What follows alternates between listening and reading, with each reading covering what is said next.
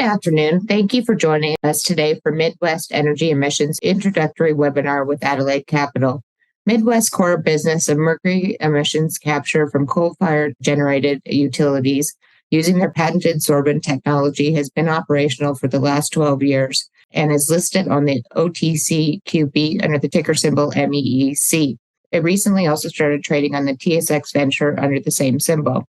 The company has many layers and growth opportunities beyond its core business. And with us today from the company is Rick MacPherson, founder, president, and CEO, to present the exciting opportunities that lie ahead. After the presentation, there will be an opportunity for Q&A, so please enter your questions in the Q&A box. As always, the presentation may contain forward-looking statements. Welcome, Rick. I will now turn it over to you. Well, Jessica, thank you very much. And folks, thanks so much for joining us today. I'm going to run through a typical deck to give an overview of the company and look forward to a question period at the end of the presentation. And of course, Jess can follow up with any questions that you might have longer term. And I'm sure we'll have the opportunity to talk more as we go forward. So as the founder of the company and the majority shareholder of the firm, I'd like to bring you up to speed with where we are, in particular on our growth efforts. We are an environmental technology company, and we've been moving forward in a number of different areas along with our core business these past couple of years, much of which will come to fruition over the next few months this fall. But let's start in. We'll have a look at the company and where it's been, where we are, and where we think we're best placed to go in the future. The legal disclosure, of course, is there for you all to read, and the presentation will be available in its full detail online after the presentation today. So let's move forward with the overview of the company's expertise. Our skill set basically is in the area of chemisorption. So we have a group of specialists that understand the chemical reactions between different compounds in different industrial environments. And the technologies that we develop specifically for removing mercury involve the chemisorption interactions in a coal-fired plant. So coal-fired plants are very complex. We were able to figure out and develop a series of different processes in order to be able to allow the coal-fired plants to meet regulations, in particular in the US, but also in Canada, in order to be able to meet the mercury capture rules that came into place in 2015 and are still in place today and expected to be in place for the next decade or so. So the technologies that were developed back in the early 2000s and then commercialized in 2010 and 11 and 12 through our company are very important to the base fleet of the U.S. in particular. A lot of the plants that are now operating would not be able to do so without our technology, or at least it would be extremely difficult for them to meet the mercury capture guidelines if they didn't have it. So as we go forward, we'll also be talking about the use of this skill set for other new technologies that we've been working on, things such as the rare earth element extraction, some wastewater technologies that we've been working on. And of late, the most interesting is our efforts to do what we did for air treatment to water treatment for potable water at the municipality level. So I'll continue on. Company leadership, we have a small but very dedicated and effective team. There's myself, our CTO, John Pavlish, our Senior Vice President of Operations, James Treadle, and a Canadian CFO that is working with us most recently due to the listing on the TSX, Greg Powell, lots of experience there as well. Small board, a Canadian, and myself, also a Canadian, and a couple of U.S. guys, Chris Greenberg, our chairman, and our in-house solicitor, David Kay. Again, a competent small group that have been working diligently since the start of the firm. Snapshot of the corporate structure. Basically, as Jessica mentioned, on the OTCQB and the TSXV, roughly 93 million shares outstanding. Insider participation is about a third of that. The board we just reviewed, we are cash flow positive operationally and have no capital needs at this time. Long-term projected profitability. We've had some very significant growth over these past couple of years. It's leveled off a bit in Q2. We see that gain coming back strong again now in Q3. There was a dip in gas prices, and a lot of our utilities took that second quarter, which is a lower output quarter, to go offline and do their maintenance for the year, because this present quarter and the next will generate a lot more power requirement, and to do so in high demand gives more profit. So they made an election to do that. But we expect that this third quarter will show significant growth. Looking forward to bring those results to you once we're finished. We have a stock buyback option with Alterna Capital, our original investors, and also an opportunity there to pick up the outstanding stock in their hands at 50 cents a share. We have a current debt of $13.5 million of unsecured debt. There's a small secured debt of $275,000, and there's a non-recourse profit share based on an outstanding lawsuit that we have active, which we filed 4 years ago, which I can get into in more detail as we go on. So looking at the company, there's basically three different approaches that we've been deploying. Our core business of capturing mercury. But we've also got, of course, as I mentioned, an IP portfolio, which we've been protecting actively these past 3-4 years, and have invested out of operations millions of dollars in order to see that through. We've done most of the heavy lifting ourselves financially. And so the enterprise value of the company should be expected to receive and benefit from any gains in a successful outcome of that case. We have that case going to trial within 60 days after 4 years of work. And so we very much expect that it has the potential to make a significant change in the profile of the firm, and to do so in the next 60 to 90 days. Due to the timing. So that's a very interesting part of our ongoing operations that we'll talk a bit more of.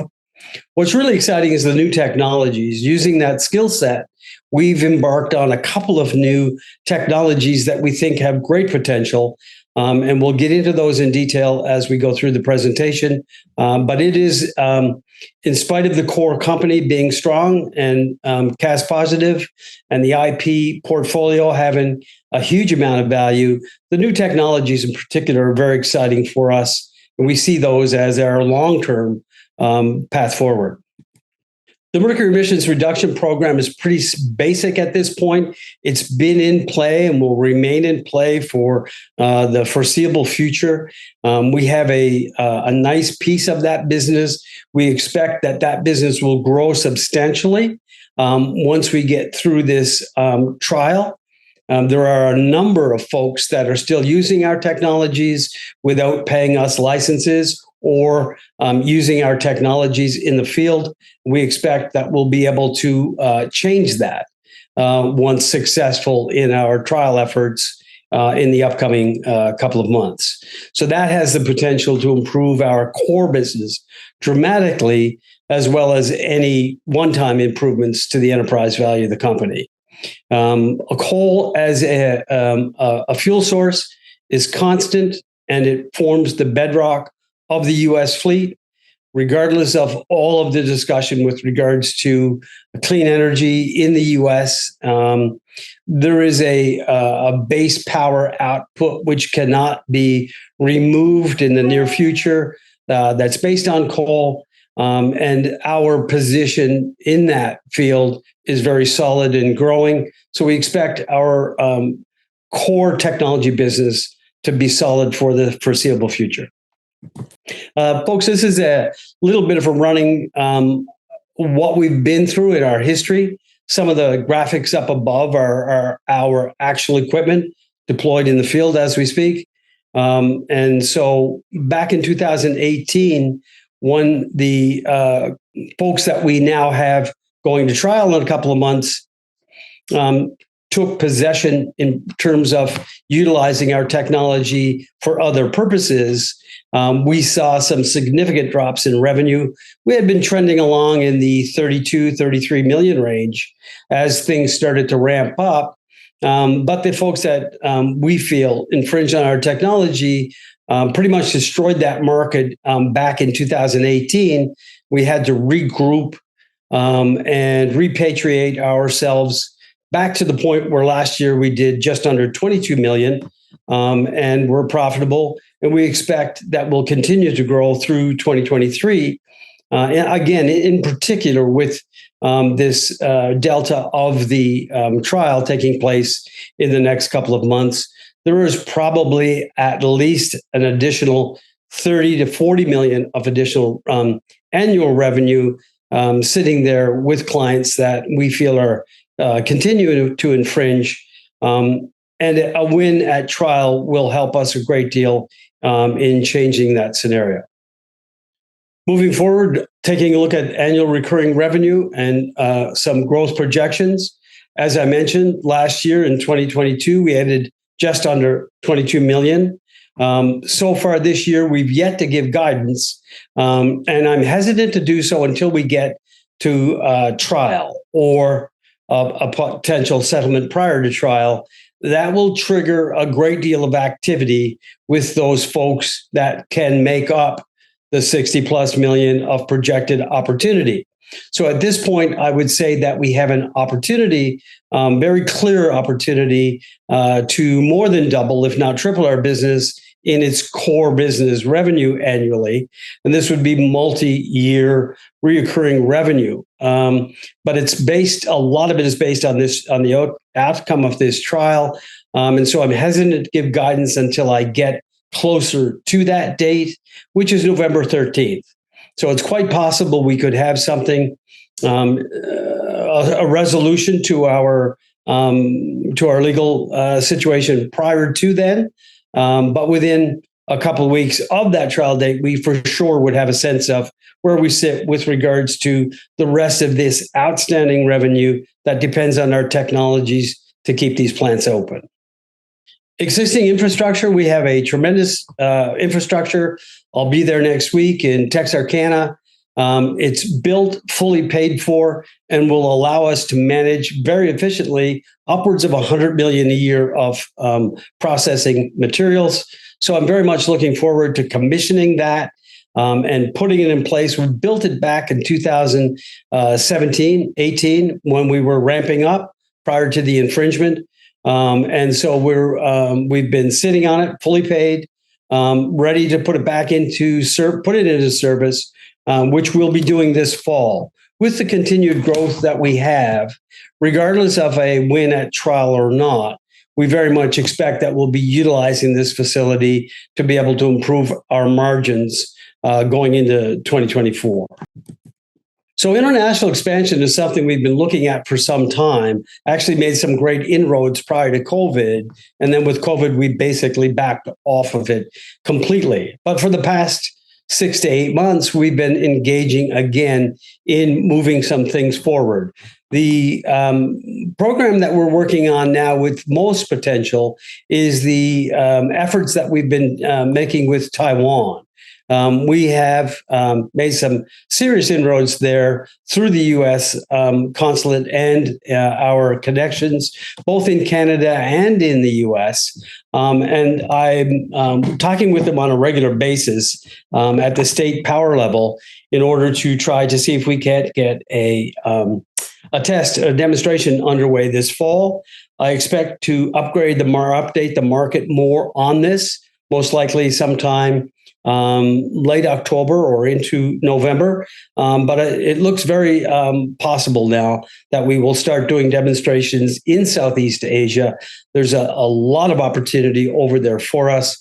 We will consciously avoid China for a number of different reasons, but Southeast Asia has some excellent opportunities. They have a huge coal-based power facility or grid, and they're building on it on a regular basis. So that has great potential for us, and we look forward to moving that effort forward. So the patent portfolio side of our business and the lawsuit that's now underway is something that I've been advised not to talk about in great detail. Suffice to say at this point, the folks that we have in the case as defendants were party to a program called Refined Coal. That Refined Coal program ran for 10 years, and it generated approximately $1 billion US annually in tax credits. The core process of that whole program was our patented technologies. And so it's very much expected that if and when we get to a trial, a jury trial, which is expected and scheduled at this time for the 13th of November, that we will be able to explain our position to the jury in a way that they will see that there was a great deal of injustice to our firm and a great deal of lost economic opportunity because of it. So we have all of the different expert witnesses and whatnot in place to tell our story. They've been telling it to the judge all along, and we're just very much looking forward to having our day in court. We think that will be very good for the company and its shareholders in general. And it also will send a message to the remaining outstanding folks using our technologies with regards to taking a license and doing business with us as they continue to use the technology. Some of the new areas that we've been looking at and transitioning to while we've been working on this court case these past 4 years come out of our skill set again of this chemisorption. So what we've been looking at is transitioning into remediation technologies, not just for air, but for water in particular. But also what we've been looking at, especially because of these new, what they call forever chemical regulations that EPA is putting in place in the USA, we're looking at developing a very specialized activated carbon, which will be specialized towards these forever chemicals, and thereby reducing the amount of activated carbon that's typically used in purifying municipal water supplies. When we got in the air business, basically people were using activated carbon, and we figured out a way to be able to reduce the consumption of that by approximately 50%, but also increase the ability to capture mercury with what you did have to use. We're taking that same skill set, that same tact with the new forever chemical regulations in the US.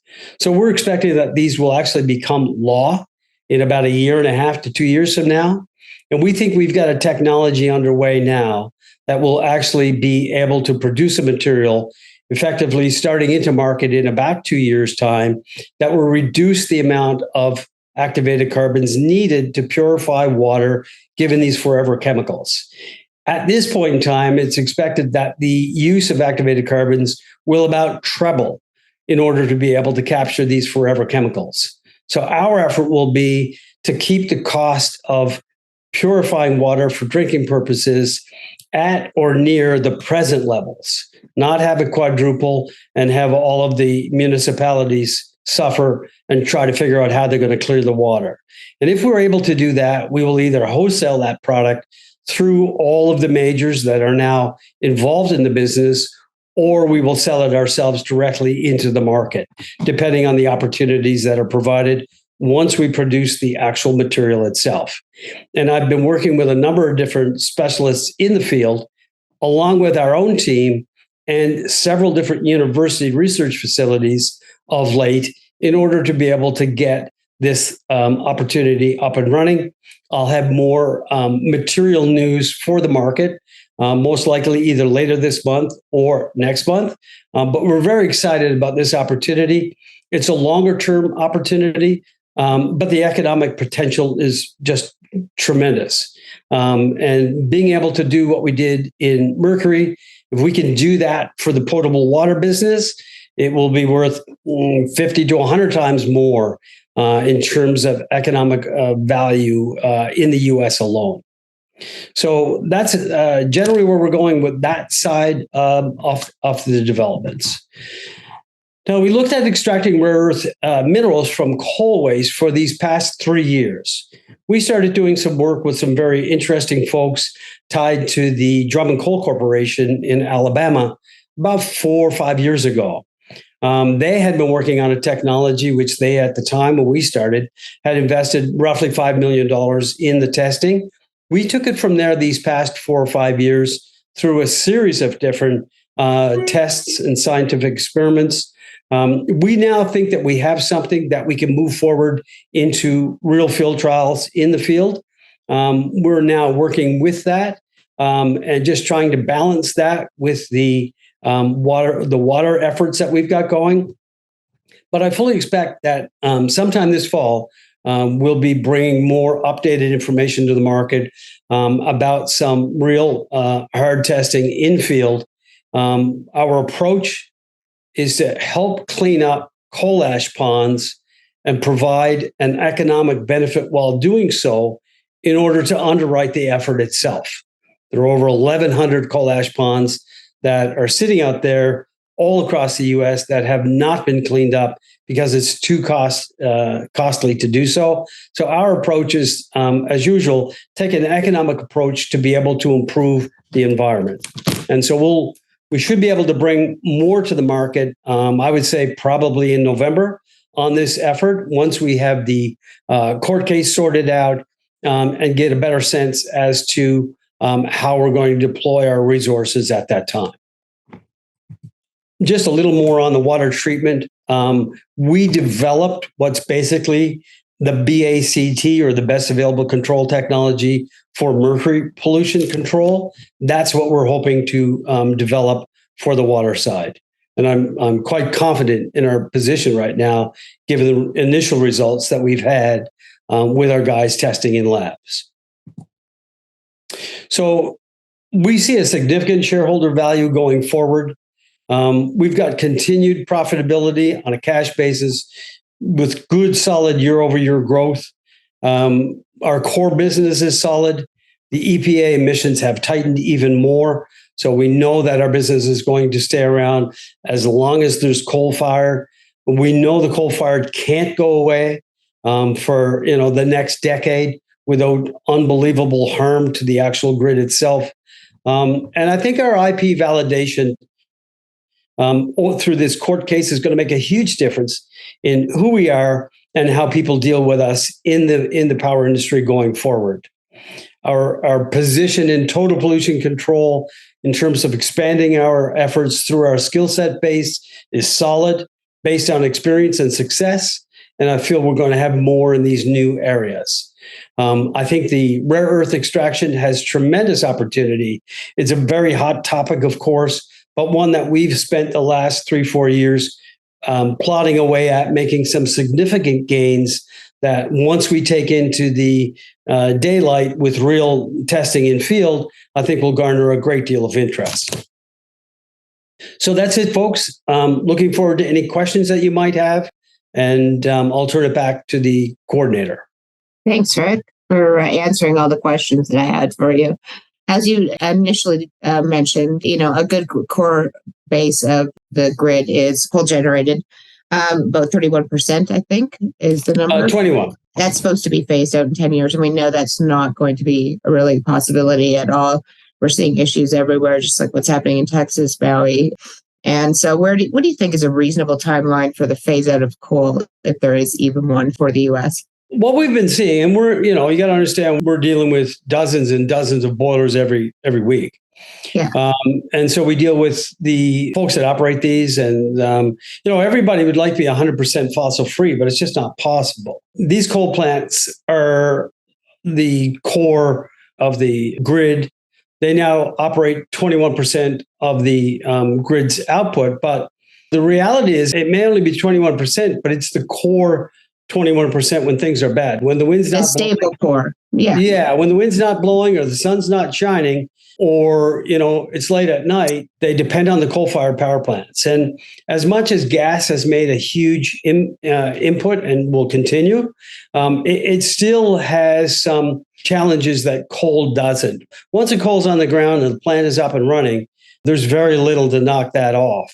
And so we see the 20+% piece of business staying pretty much the same for the next 5 years at least.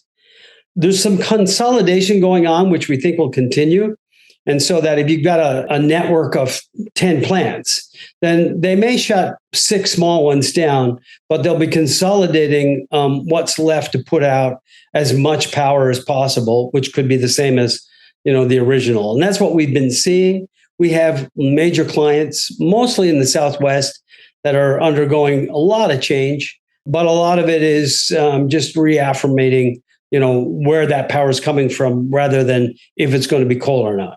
And for the power producers you supply right now, do most of them have a CTG option, or some of them specifically all can't convert to use a gas in exchange for coal? Yeah, the reality is if you've got a big coal boiler, the spacing of the piping in the boiler is such that you can't convert it to gas. So the ones that are being converted are the ones that were the newer, smaller, the newer builds, plant. right? Yeah. And so you once you kill a big plant, it's done. You can't go in and retrofit it. So a lot of the core business, and you've seen a lot of closings over the last few years, and you'll see more the next couple of years. But the core baseload, big, heavy producers can't be converted. And you can't get rid of them at this point, whether you'd like to or not. So we really am not concerned. I don't really worry about whether or not our market is going to be there as a Mercury control company. More than anything, I'm just focused on expanding into other areas. I don't think the coal business in the U.S. is going to grow, but I certainly don't think it's going to fade quickly. And I think there's a big difference between the two. Yeah, definitely. I agree. With your seed technology, can you explain why it's superior to your competitors? Yeah, so sure, the thing is, we really don't have any competitors in this area. About 40% of the industry relies on a sorbent-based technology to remove the mercury. And that's a non-infrastructure approach. A lot of folks either don't need to do anything because the mercury is not a problem with the coal type, or they've got a structure, an infrastructure that removes most of it. But there's a big swath of the industry that relies on these sorbent technologies in order to be able to capture the mercury and get it out of their system without having to invest another $300, $400, $500 million in infrastructure. Our technology is the best available to do that. So we really don't have any competition in that field. What we do have is about probably 60% of that part of the business using our technology without a license or without buying from us. And that's why this lawsuit that's culminating in 65 days is so important to us, to show people, first of all, to recognize that there was an injustice and that perhaps some retribution should be paid. But most importantly, to convert the rest of those folks using our technology to ongoing core business, which would have the ability to take us, into that 50, 60 plus million annual revenue base with this basically the same capital structure that we have now. So we could see significant revenue growth and more importantly, significant increase in our profit margins as we go forward, depending on how the case proves out. Okay, perfect. So you've converted a few already pre your trial date. What's the number there on that? Yeah, so we've got around 8 or 9 major utilities looking at the depositions and whatnot. The discovery process that was made public so far have come over and taken licenses, and a lot of them are actually buying material from us as well, which is how we went from, the 8 million to the 22 million last year. And that's a continuing trend. I expect that to continue to grow. We're in negotiations right now and in field testing with a number of folks that are considering recognizing our position and changing to us. So I very much expect that we will continue our growth, as I say, with or without the trial results. But I think longer term, if successful or when successful at trial, it will rather immediately convince the others to come our way. There are a lot of folks that have been using it for a number of years. And I've publicly stated that we would be happy to take them on as new customers with solid long-term contracts rather than litigating them about past damages. So those are the sorts of things that we will take to the market very quickly. And I think with a pro-business attitude like that, we should be very successful in being able to grow the business significantly over the coming year and get to where we should have been had we not been infringed upon back in 2016 when we were doing 32 million a year. So some real good opportunities coming our way should the legal process go the way that we expect it will. Okay, and on that topic, some of your patents have longer expiration dates than others. If you come to an agreement and you have a favorable ruling, how long are the expiration dates for the patents being litigated at this time? And how will you ensure that you're not infringed upon again? So we have anything from about a 2.5-year period to 17 years as far as outstanding patent coverage. But in a lot of cases, just going forward, if, for example, you were running a plant, you'd been using our technology these past 7-8 years, and you knew you needed to take a license, then it's up to us to negotiate a settlement on that in order to avoid at least the past 6 years of damages. So whether I have a patent or not, that's valid. In order for you as an infringer to do a deal with me to avoid litigation, then you'll be sitting down to negotiate a long-term contract. I'm not so much worried about the patents longer term, not that we don't have patents that will work longer term. It's just that once we get to a point where we've, through an order of court, shown that we are 100% valid in our claims, then it will be much easier for us to negotiate a business strategy with all of the outstanding infringers that makes sense to everybody. Okay. Thanks for that. One question. I've not seen any court documents filed recently in Delaware. Have there been any new motions? Have any negotiations with the defendants initiated during the last few months? You probably can't answer that. What I can say is nothing has come from the judge since the hearing in Delaware, which I attended. But what I have said publicly, and it's fine, is that we continue to be open-minded to settling this dispute with the defendants. And so we continue to converse on a regular basis with them with an eye to settling the dispute. Okay. So let's focus now on international expansion. Obviously, coal demand has been growing due to poor energy policy in Europe. And of course, we have, you're not going to be going to China, but is India also a spot you would look at expanding to? Yeah, there are some extremely large coal-based power utilities across, China, Russia, India, and in Europe. But what I'm looking at is more, something that makes solid economic sense for us in the short to midterm, rather than taking on something that's going to take 10 years to develop. And so we're working on a licensing model. We're approaching the state-owned utilities in a number of different Southeast Asian countries that have shown an interest and an appetite and ability to introduce our technologies to their fleets. And so we've been working on that steadily. We've made inroads with a number of the different countries, which they prefer I not discuss at this point, other than Taiwan, which is very open for us to move forward and discuss what our plans are there. And I expect I will be there sometime, if not next month, probably in November, in order to be able to do what's necessary to set up a demonstration. So I think coal overall is growing rapidly in both Europe and in Southeast Asia, and that will offer lots of long-term opportunities once we get a foot in the door over there. I'm not so much interested in Western Europe. I am very interested. My CTO and I have both been to Poland on a number of different occasions, meeting with the coal-fired operators there.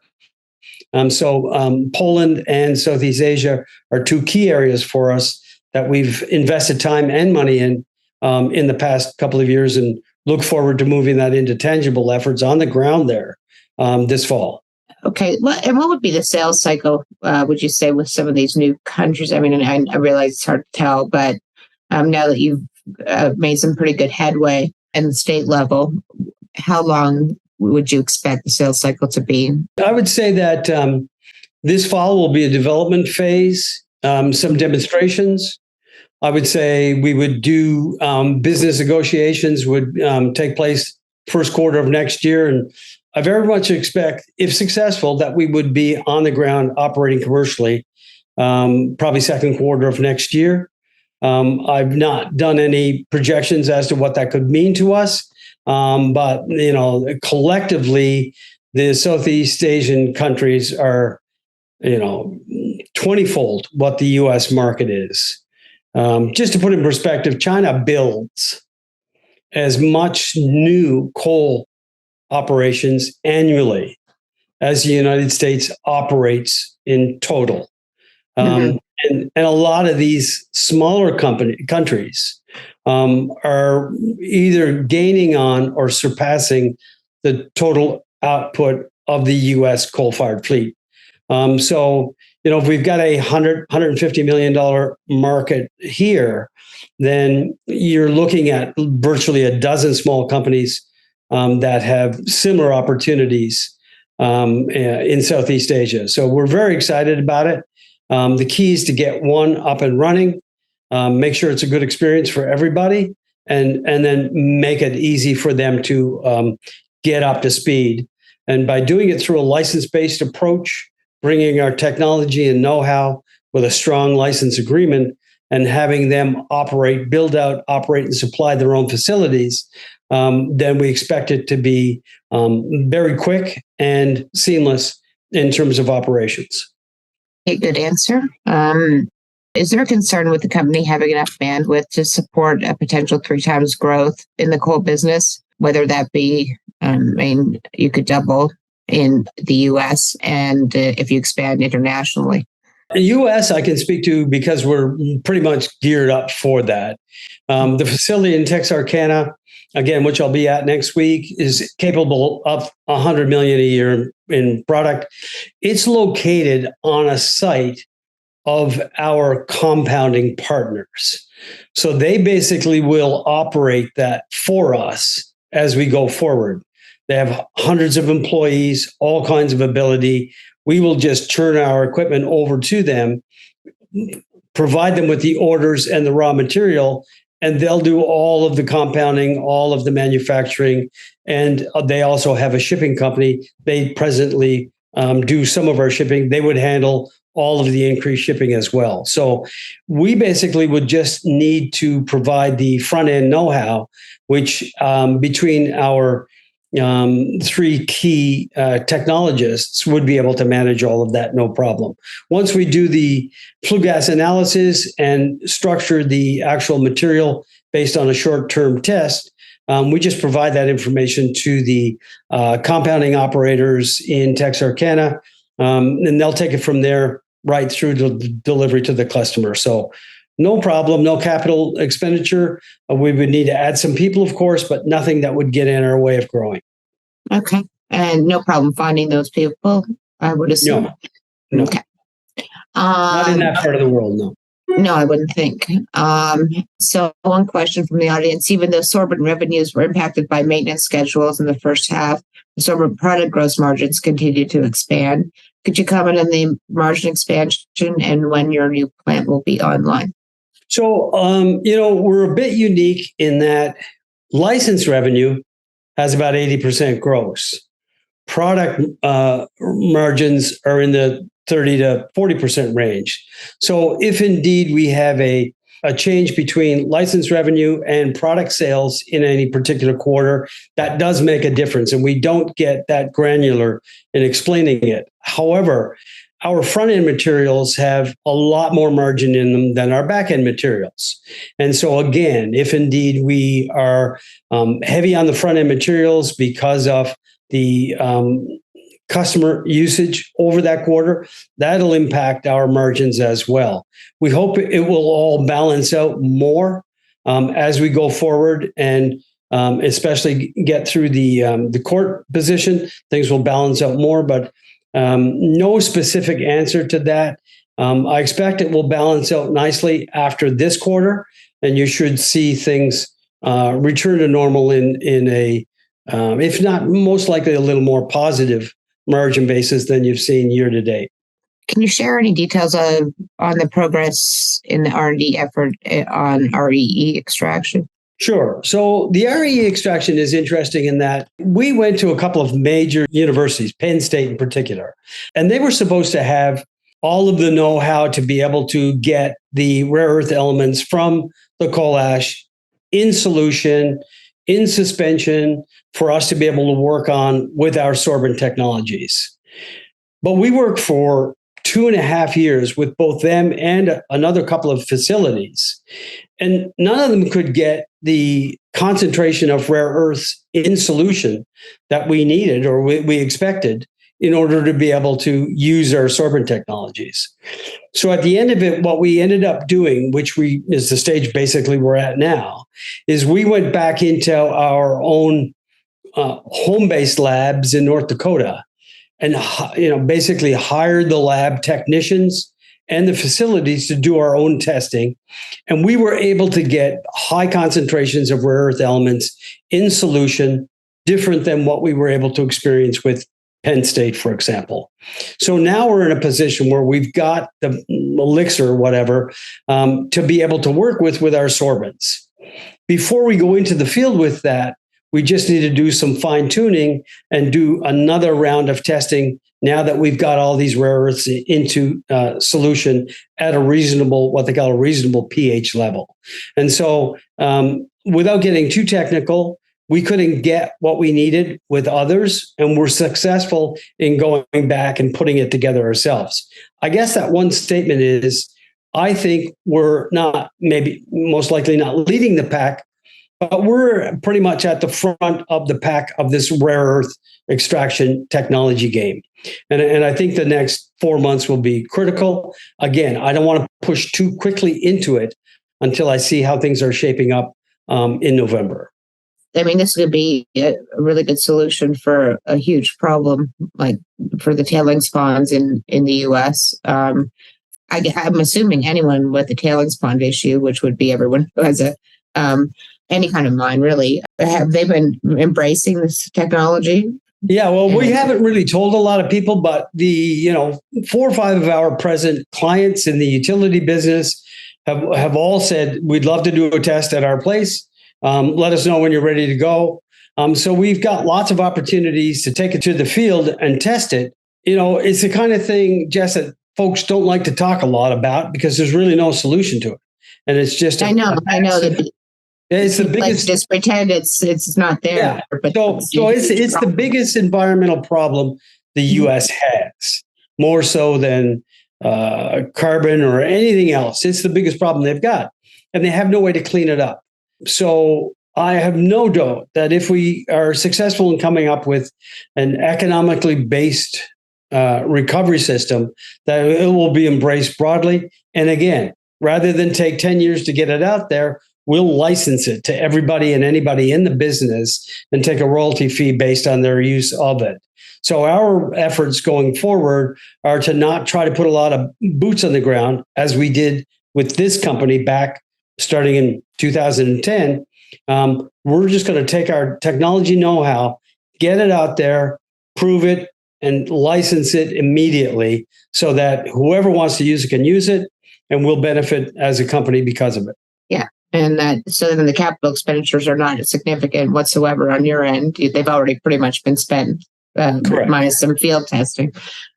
So, yeah. Now, to find a solution to that would be life-changing for sure. Because you're right, it's the biggest problem, and we have it here too. So, if anyone could come up with a solution.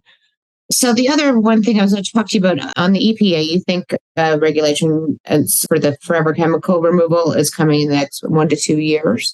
I'm sure there's already some people, other companies, I know there are other companies getting into the space, but I think it's probably just about the first inning. Would that be fair? Yeah. There's a lot of different folks that are now focusing on this, but my experience in real terms is that the major players like Calgon, for example, or Norrid, they will want to just continue to build and supply the materials that they now do to the industry. They're not interested really in coming up with a specialized product aimed at forever chemicals, in my experience. Because if it takes 3 times as much product to take the forever chemicals out, and it's a regulated industry, then they'll sell 3 times as much product. And they'll be extremely pleased with that. What we did in the air side was introduce a technology that caused that not to happen, because we were able to cut the use of activated carbon in half. So if we can create a product that will cut the use of activated carbon for forever chemical capture in half, then we'll be tremendously successful, whether we sell it to them or we sell it directly to municipalities. So we're taking a technology-based approach to enter into an industry with a BACT product that will take huge share of market. And that was successful for us, other than the infringement in the air. But the skill set and the ability and the opportunity is there for water. We've learned our lesson and now know how to get into the water business with the same kind of strength, but capitalize on it from day one. And that's what our plan is. That's why we're looking at building out our own plant. That's why I'm meeting at University of Alabama next Friday to start working with their senior research folks. And that's why we've been spending these past 6 months focused on creating a very specialized forever chemical product line. And that's going to be our strength going forward in this field. And I feel very good about our prospects. So you have a lot on your plate here for the next few months. So what should we be most focused on for catalysts? You spoke to the strengthening of the business in Q3, and Q4 should be better. So on track for improving revenue for this year, year over year, I'm assuming, without you giving any guidance. But yeah, I expect a very solid third and fourth quarter. I won't know until I see the numbers a little later this month how much. But I expect to come back in November in particular with a very strong update to the market, really being able to explain who we are and what we are given the outcome of this trial. I also expect that we will be making material progress on our potable water technologies over the next 60 to 90 days. And our business continues to grow, just the core Mercury business as we see it. So I don't see our cost of operations increasing. We've been covering all of our legal bills and will continue to do so without having to reach out for any kind of finance support. So I very much expect the next 60 days will be the culmination of really 4 years of heavy lifting and technology development. And the meetings I'm having in Alabama, which is where we'd like to build out our potable water facility, are very high level after many, many months of endeavor. So there's a lot coming together over these next 60 days that will change the company without a pun forever. And I very much expect it'll be positive for the shareholders, and look forward to bringing all of those material changes to the market between now and the end of November. And I really can't get into any more specifics because none of it has been made public yet. But as it comes to fruition, I'll be bringing it to market. And one of the reasons we moved on to the Toronto Exchange was to be able to, have a good following We look forward to working with a solid Canadian bank and have some decent coverage with some proper analysts looking at us with all the critique that's necessary to give a true picture of our ability to grow. And so all of that is in the near future, and very much look forward to doing more of what we're doing today, which we haven't done for years. All right. I think we've covered everything. I don't think we've missed anything. No, well, I mean, in closing, folks, I just want to say thanks so much for taking the time. I may be a bit premature in introducing who we are at this point with what all we've got going on, but I figure we best get started now that September is here. I'll be bringing more news to the market, of course, as the next month or two go on in detail. A lot's happening because a lot has been done behind the scenes these past 2-3 years that we've yet to really materialize and bring to market. So very much appreciate you all listening, and very much look forward to bringing more information to you through Jessica over these next couple of months in particular.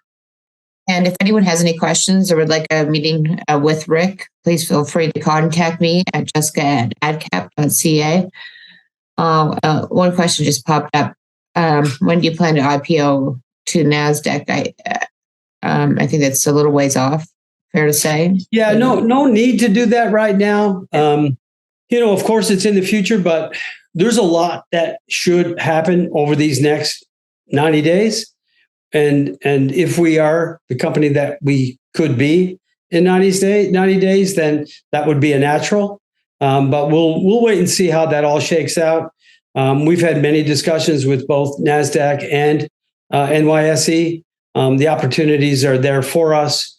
We've been a filer with the SEC these past 10 years without issue. So there's nothing to keep us from doing that other than the organic growth necessary in the stock. Yeah, and the expense associated has to be. Yeah, it has to be offset. Yeah. Well, thanks for an excellent summary and your time, and for all of those who participated. And we will, with any updates, we'll continue to have webinars to discuss your milestones. Great. Look forward to it. Okay. Thanks again, folks. Okay. Bye-bye.